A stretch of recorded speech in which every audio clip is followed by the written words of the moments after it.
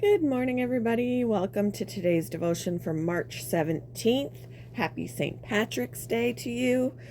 Today's devotion is titled Making Peace in Jesus. The Bible reading is from Colossians chapter 1, verses 15 to 20. Christ is the visible image of the invisible God. He existed before anything was created and is supreme over all creation. For through him God created everything in the heavenly realms and on earth. He made the things we can see and the things we can't see, such as thrones, kingdoms, rulers, and authorities in the unseen world. Everything was created through him and for him. He existed before anything else, and he holds all creation together. Christ is also the head of the church, which is his body. He is the beginning, supreme over all who rise from the dead. So he is first in everything. For God, in all his fullness, was pleased to live in Christ, and through him God reconciled everything to himself. He made peace with everything in heaven and on earth by means of Christ's blood on the cross. High wire artist Philippe Petit became famous in 1971 when he walked a tightrope between the towers of Notre Dame Cathedral in Paris.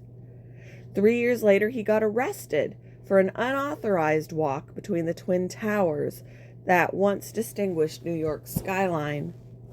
But in 1987, Petit's walk looked different.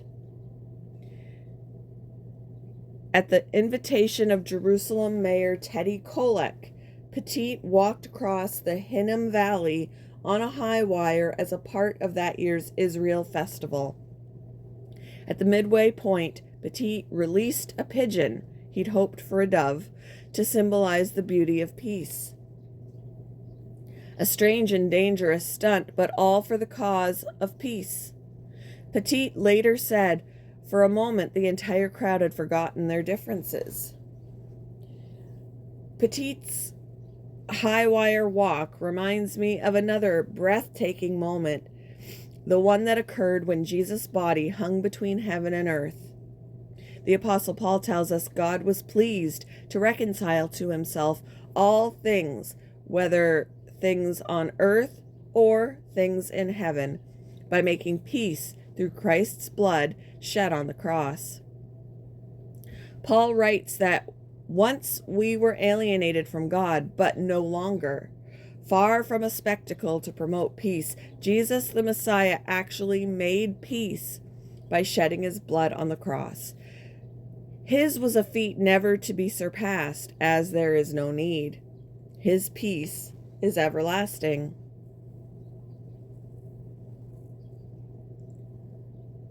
What does the word peace mean to you? How would you say you're experiencing the peace of Jesus? Thank you for joining me for today's devotion, and I hope you all have a wonderful day.